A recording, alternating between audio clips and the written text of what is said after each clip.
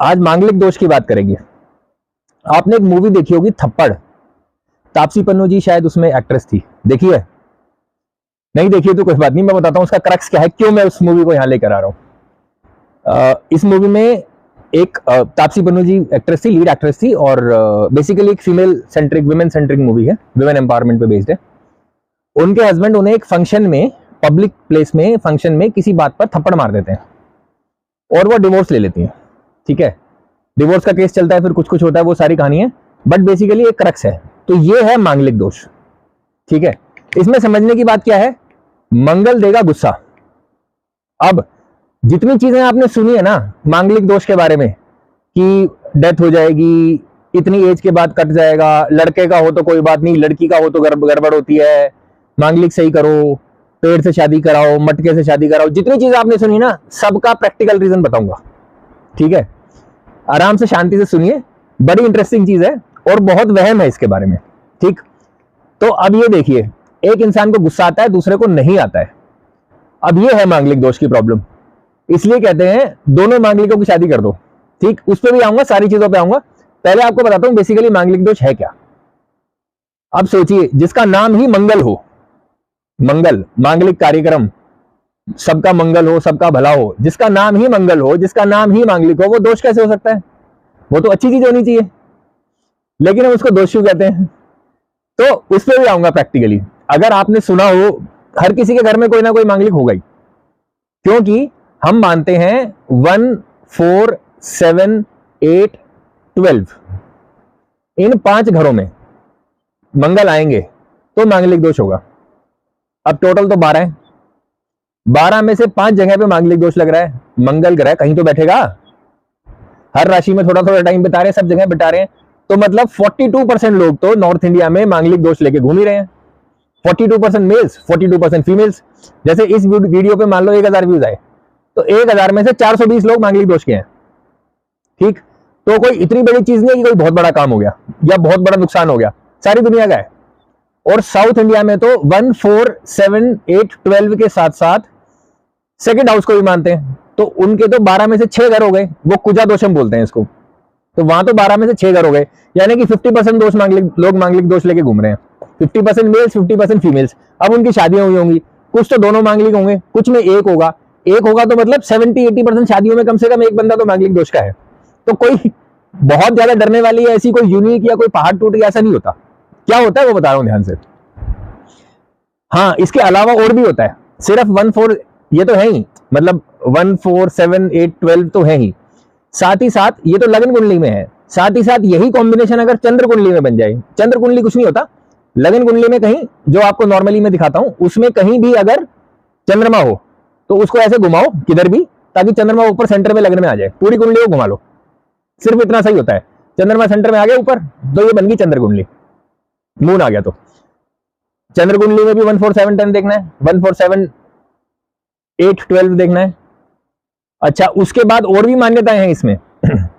इसमें यह भी माना जाता है कुछ जगहों पर, साउथ में खासकर तमिल एस्ट्रोलॉजी में, कि चंद्रमा से अगले घर में मंगल ना आए तो चलो चंद्र कुंडली से पता लग कैंसिल आउट हो जाएगा, रूल चेक हो जाएगा वो। या अगर लड़की की कुंडली में है तो शुक्र से अगले घर में मंगल ना आए, लड़के के में है तो बृहस्पति से अगले घर में मंगल ना आए तो भी प्रॉब्लम है। यानी कि 80-90% लोगों को मांगलिक दोष में कैप्चर कर दिया। अब ये मांगलिक दोष होता क्या है, इसमें ना 5 चीजें होती हैं मेजरली, जो कि पांचों पॉजिटिव हैं, तभी वो मांगलिक कहते हैं, लेकिन उस समय की प्रैक्टिकल दुनिया के हिसाब से नुकसान होता था। 5 चीजें बताता हूं। पहली चीज, मंगल है ना एक आर्मी कमांडर है, एक मतलब सेनापति है सूर्य की सेना में, तो उसका काम क्या है? उसका काम है लड़ाई करना, जिम्मेदारी लेना और लड़ाई करना, और एग्रेशन है, गुस्सा है बहुत ज्यादा। तो जहां मंगल आ जाएंगे वो उस इंसान को गुस्सा देंगे, एग्रेशन देंगे, जिम्मेदारी देंगे। अब आर्मी के एंगल से ही, सेनापति के एंगल से ही सोचिए, फिजिकली फिटनेस भी होगी, फिजिकल फिटनेस भी तो होगी। ठीक है, तो वो इंसान फिजिकली फिट होगा, उसको गुस्सा आता होगा, वो जिम्मेदारी लेता होगा, वो हार नहीं मानता, वो किसी से डरता नहीं। ये मांगलिक दोष की बता रहा हूं मैं।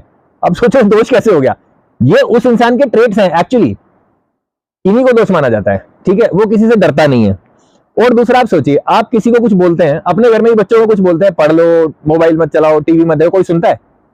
कोई नहीं सुनता। लेकिन मंगल की, सेनापति की सुन के पूरी सेना जान देने चली जाती है, ऊपर से तोप के गोले पड़ रहे हैं, बोले चलो बीच में से चलेंगे तो चलो। तो वो बहुत इन्फ्लुएंशियल भी है।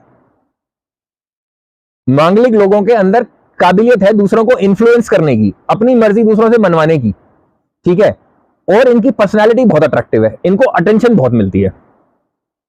अब ये बात सोचिए उस जमाने के हिसाब से कि आपकी फिजिकली स्ट्रांग बीवी किसको चाहिए? क्योंकि उस टाइम पे तो दबा के रखना है, पेट्रियार्कल सोसाइटी है, मेल शॉविनिज्म है या पितृसत्ता है, जैसे भी आप इसको कहें, तो महिला को तो दबा के रखना है।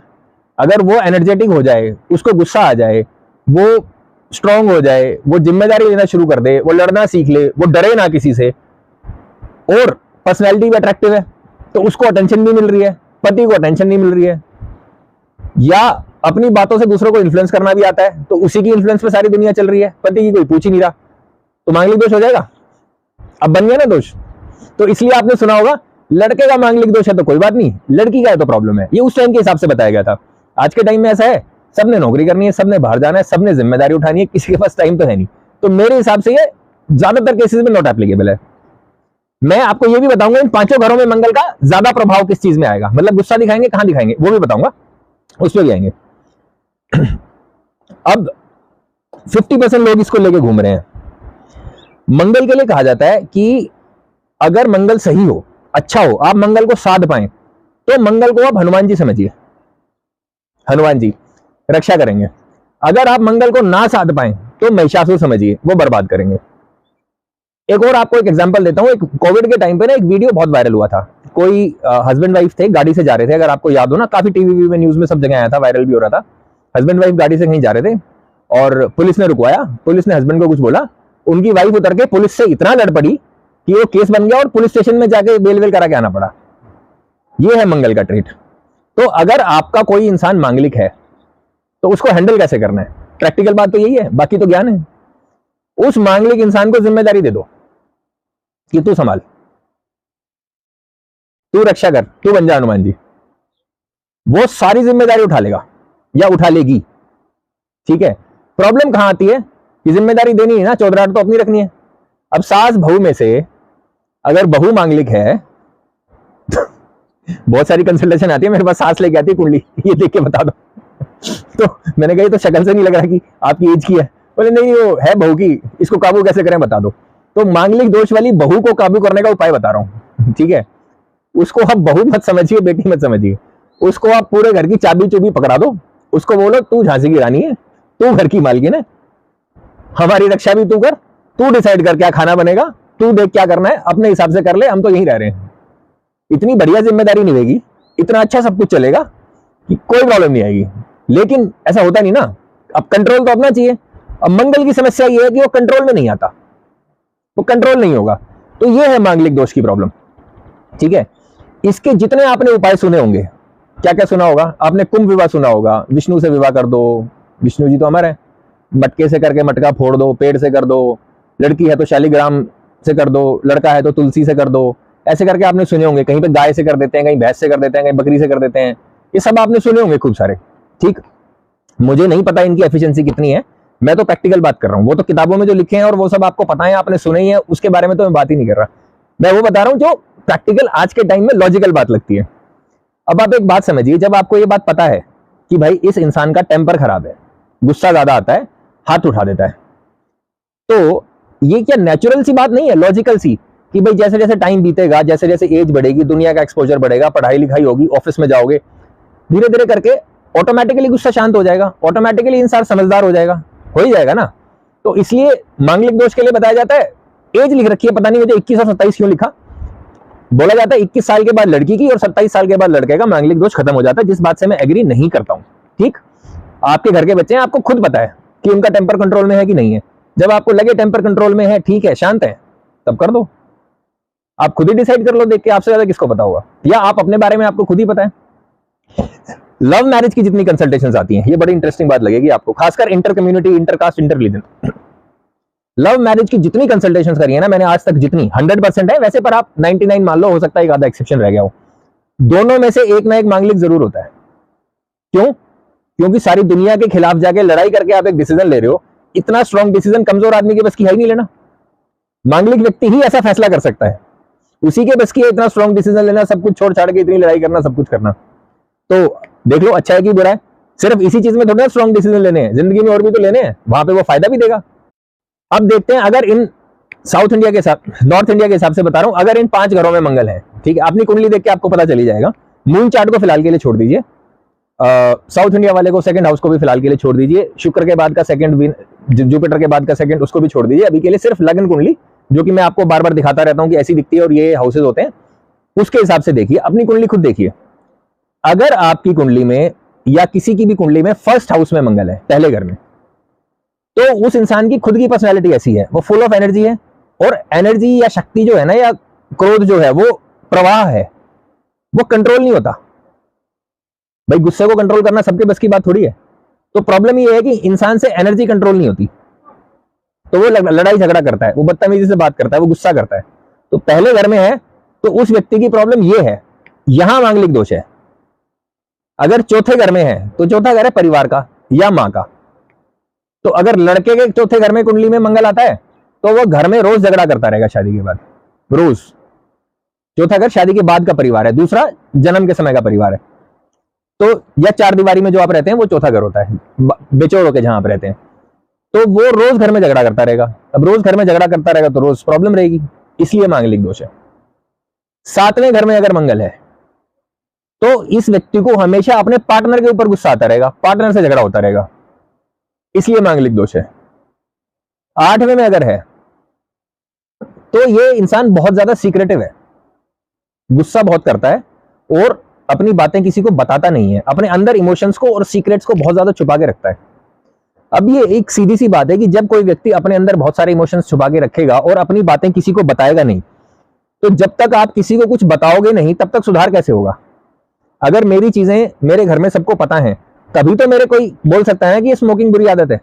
अगर किसी को पता ही नहीं है, किसी को मैं बता ही नहीं रहा हूं, तो मुझे कोई कैसे बताएगा कि तू ये गलत कर रहा है? इसलिए क्योंकि 8वें घर वाले किसी को कुछ बताते नहीं है, इसलिए इनसे गलतियां बहुत होती हैं। कैरेक्टर पे हमेशा डाउट रहता है, सबके नहीं, मतलब कर्म तो अपने अपने हैं ही, ये कैंसिल भी होता है बहुत जगह, वो भी बताऊंगा। तो इसके कारण शादी में प्रॉब्लम आती है, क्योंकि वो पार्टनर को कुछ बताएगा ही नहीं या बताएगी ही नहीं। वो कहेगा क्या हुआ, कैसा दिन रहा, इसने सब झूठ बोलना है, इसने एक भी बात नहीं बतानी पूरे दिन की, तो आएगी प्रॉब्लम, आएगी ना। अब ये चला गया, मान लो मंगल 12वें घर में, तो प्रॉब्लम कहां है? 12वां घर है लॉसेस, एक्सपेंसेस तो है ही, खर्चे तो है ही, शैया सुख। तो 12वें घर के व्यक्ति को थोड़ा हाई सेक्स डिजायर होगा। प्रॉब्लम कहां है कि पुराने टाइम के हिसाब से सोचिए, ये बंदा हर साल एक एक एक एक, एक बच्चा करता रहेगा, मेडिकल फैसिलिटी उतनी थी नहीं, तो वो लेडी बेचारी मरी जाएगी, कितने दिन जिएगी, कितने बच्चे करेगी? 5, 7, 8, 10, 12, 15। डॉक्टर है नहीं, फैसिलिटी उतनी है नहीं, रिसोर्सेज है नहीं, खाने को है नहीं, गरीब देश, इसलिए वो मांगलिक दोष है। इसलिए कहते हैं कि मृत्यु हो सकती है। तो ये कॉम्बिनेशंस बनते हैं और ये रियलिटी है। अगर इसका उपाय आपके पास है प्रैक्टिकल वाला, तो बिल्कुल डरने की जरूरत नहीं है। अगर इतनी समझदारी है कि इस एनर्जी को कंट्रोल कर पाए, तो बिल्कुल डरने की जरूरत नहीं है। या जैसे मैंने मूवी के एग्जांपल से शुरू किया था, उसी पे वापस जाता हूं। थप्पड़ जो मूवी थी तापसी जी की, हस्बैंड ने थप्पड़ मारा, वाइफ ने डिवोर्स का केस कर दिया। अब जो हस्बैंड ने थप्पड़ मारा वो तो गलत है, ठीक है, उसमें तो कोई डाउट ही नहीं है, क्यों मारा, कोई लॉजिक ही नहीं है, बिल्कुल गलत है, उस पर कोई बात नहीं। अब मैं उसके बाद की बात कर रहा हूं, डिवोर्स की बात की। हमारे क्लासिकल टेक्स्ट जो हैं, जो पुरानी किताबें हैं, उसमें आप एक बात सोचिए, तलाक को या डिवोर्स को हिंदी में क्या कहते हैं? बताइए। तलाक जो है वो उर्दू में कहा जाता है, हिंदी में डिवोर्स को क्या कहते हैं? सेपरेशन, अलगाव? नहीं, कुछ शब्द ही नहीं है।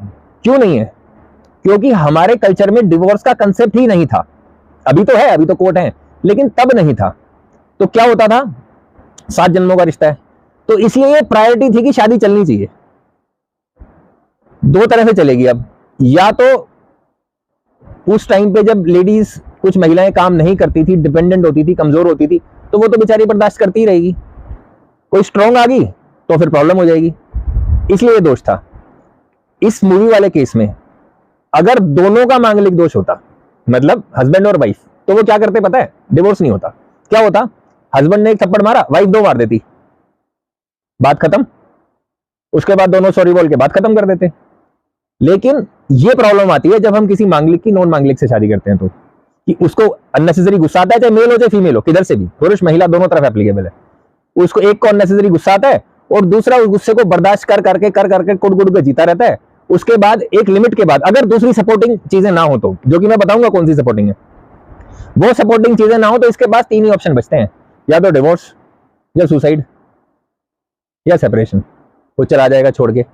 ये समस्या है मांगलिक दोष की। तो प्रैक्टिकली अगर आप देख रहे हैं कि सही है, समझदार हैं, तो कोई प्रॉब्लम नहीं है, आराम से प्रोसीड कर सकते हैं।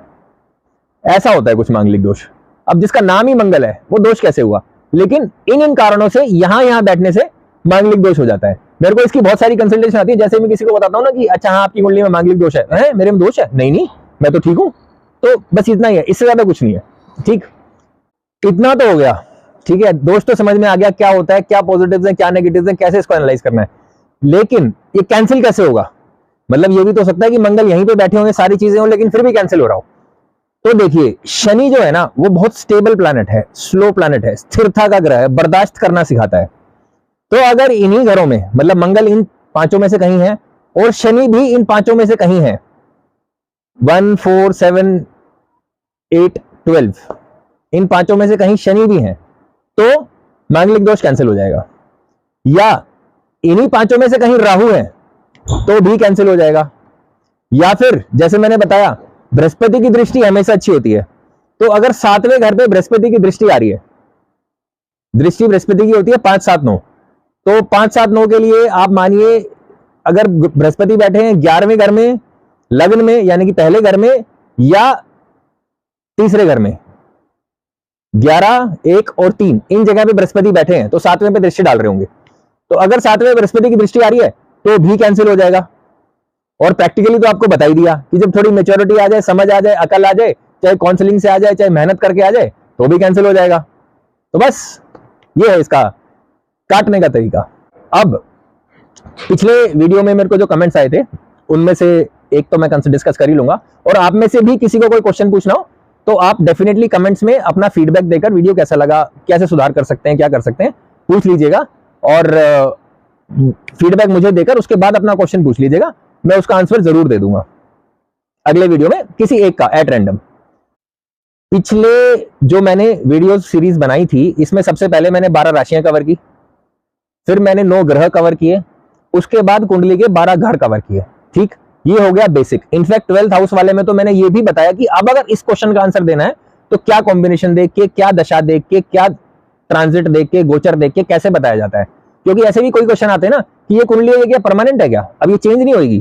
तो वो वाली कुंडली परमानेंट है, ऊपर घूमने वाले ग्रह आज की कुंडली बदल रही है, दशा बदल रही है, तो कब कौन सा रिजल्ट कहां देगा वो चेंज होगा। लेकिन बेसिकली लगन कुंडली आपके जन्म के समय, आपके जन्म के समय पूरे ब्रह्मांड का, जैसे मोबाइल में स्क्रीनशॉट लेते हैं ना, लैपटॉप में स्क्रीनशॉट लेते हैं, तो जन्म कुंडली आपके जन्म के समय पूरे ब्रह्मांड का स्क्रीनशॉट लेके लगा रखा है, वो फिक्स्ड है, वो एक फोटो खींच रखी है, वो वही रहेगी। उसके अलावा अब रिजल्ट कहां दे रहे हैं वो बदलता रहेगा। तो अमन नेगी जी ने मुझसे कई बार वीडियोस में क्वेश्चन पूछ लिया कमेंट्स में, और इस बार तो मुझे डांट भी दिया कि मैं हर बार पूछता रहता हूं, मेरा जवाब नहीं देते हो और सबका दे देते हो। तो अमन नेगी जी, आपकी जो प्रॉब्लम है वो कुंडली में सिर्फ एक समस्या है, और वो भी टेम्परेरी है। आपकी 7.5 चल रही है, मीन राशि है, 7.5 आपकी पिछले साल 2023 के जनवरी में शुरू हुई है। अभी तो शुरुआत है, अभी 1.5 साल हुआ है, अभी 6 साल और काटने हैं। 6 में से लगा लो 4.5, 5 तो काटने ही है, उसके बाद पॉजिटिव रिजल्ट देना लगेगा। तो ये तो आपने झेलना है, इससे डरना नहीं होता। हर 30 साल के एज ब्रैकेट में हर किसी की 7.5 आती है, सबकी आती है, सबको इसके थ्रू होकर गुजरना है। ना इसके ऊपर से कोई फ्लाईओवर बना होता, ना इसके नीचे से अंडरपास होता, ना इसके साइड से कोई बाईपास होता, इसके थ्रू ही होकर निकलना पड़ता है, सबको निकलना पड़ता है। अभी आपका चल रहा है, इस समय को काट लीजिए, नैतिक रहिए। गलत काम जितने करेंगे शनि उतना परेशान करेंगे, क्योंकि शनिदेव अभी न्याय करने आए हैं, कर्म का फल देने आए हैं, कर्म फलदाता है। तो जितने अच्छी तरीके से रहेंगे, जितनी सबकी मदद करेंगे, जितने माता पिता की इज्जत करेंगे, जितना अच्छा काम करेंगे, जाते जाते उतना अच्छा फल देके जाएंगे, जितना खराब करेंगे उतना खराब देके जाएंगे। अच्छे फल के हिसाब से ये मत सोचना कि 7.5 तो नौकरी नहीं लगेगी, ये भी क्वेश्चन होता है बहुत बार। आपकी एज ऐसी है कि शायद आप उस कैटेगरी में हो अभी जॉब वाली में। तो 7.5 के रहते रहते नरेंद्र मोदी जी प्रधानमंत्री बने हैं। 7.5 के रहते रहते जवाहरलाल नेहरू जी भी प्रधानमंत्री बने हैं। 7.5 के रहते रहते अरविंद केजरीवाल भी मुख्यमंत्री बने हैं। तो जो भी बिना किसी बैकग्राउंड से आके अपनी मेहनत करके बहुत ऊपर जाता है ना, वो 7.5 के समय करी हुई मेहनत का फल शनिदेव दे के जाते हैं 7.5 जाते जाते आखिरी के 1.5-2 साल में, इसलिए बने हैं। तो आप सिर्फ किसी भी डायरेक्शन में अच्छी मेहनत कीजिए, बढ़िया काम कीजिए, रिजल्ट 100% अच्छा मिलेगा। और 7.5 जितनी जल्दी आ जाए उतना अच्छा। ठीक, हर 30 साल में आती है, सबकी आती है, 3 बार जीवन में आनी है, काटनी है, काट लो, बस इतना सा है। और किसी का क्वेश्चन हो तो पूछ लीजिएगा, मैं तो आता ही रहूंगा। नमस्कार।